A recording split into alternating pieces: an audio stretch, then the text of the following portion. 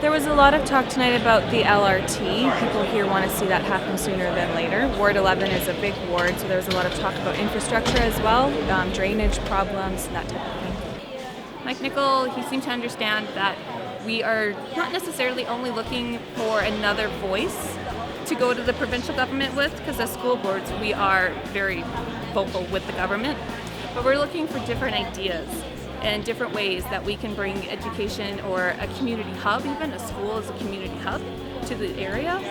Just being a little bit more creative rather than just advocating for the dollars. The truth of the matter is, in attracting companies, it's not always about a low-cost, low-regulation type of jurisdiction. It's also about a quality of life product that has to be put out there. You want to attract the kind of businesses, the high-tech or the high-paying businesses outside the oil and gas industry. It's also about a quality of life issue. And to sell that fact, I know from watching economic development in Edmonton, we do not do a very good job at promoting ourselves, taking that show on the road like the city of Calgary does, and promoting those assets. We have great cultural assets in this city, for example, the arts and culture community, that we could take on the road, and we can promote the heck out of this city to feature what we have. And that's part of the equation, and it's also about the cost and regulation. But there's an asset that's being grossly underutilized right now. We're $2 billion now, and by 2014 we will be at a $3 billion number. That is 75% of our total borrowing capacity. My concern for the debt is that we're running out of wiggle room.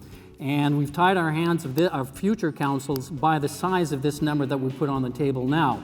So if we're really going to tackle this debt, the questions are very simple. It's called prioritize, organize, and execute. We can't do all the things that are on the books right now. Some things are going to have to wait.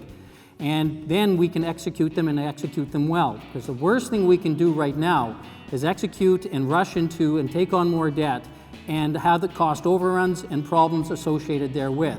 So if there was ever a time for experience and proper fiscal management, it was now. And so to bail us out, we have to look at ourselves. The fact of the matter is the project in and of itself is $70 million short. And asking the provincial government and federal government for more money at this point in time is going to be a very difficult ask, simply because the floods in Calgary and the federal government has simply said no. So the money has to be found someplace else, and that has to go through the capital planning process, which is just starting next year. Both the LRT and the drainage issues for Mill Woods have to be addressed through this process. And you have to be on top of it right now, or we're going to be missing it, because this plan is for the next 3 to 4 years.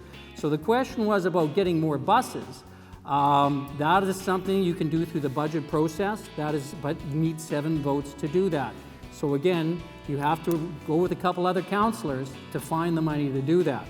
So in terms of LRT extension, I think the big question is how we're going to find the money within the corporation to get it going. Well, there's always been a number of issues between the city and the school boards. We know that. But I think there's a couple of things that we can work on. First of all, there's the issues with regards to the surplus school sites. That will be ongoing in terms of the affordable housing initiative. Those conversations will continue. But one of the things I'd like to see is a serious discussion between the school board and the city and the Federation of Community Leagues to use some of the school facilities for sports and recreation in the wintertime for our kids, because we all know how hard it is in the wintertime to find something to do with the kids, and we have the facilities there. But I know it's a problem for the school boards, and I'd really like some serious discussions to try to tackle those issues and try to open up some of those facilities. Well, I think the debate went well. I think the questions and answers session really separated out the candidates who have experience and don't have experience. And a lot of people come up with ideas, they throw them out there. But it's implementation and actually getting them to hit the street in a cost-effective and efficient manner is always a struggle. Setting benchmarks, timelines, and those sorts of things. That's what gets you value. And very often you can shout out all the ideas you want, but if you don't know about implementation and making the administration deliver them, then you get nowhere. I'd like to thank everyone for coming out today, and on October 21st, vote Mike Nickel for Ward 11. Experienced, strong voice. October 21st, vote Mike Nickel for Ward 11. Every nickel counts.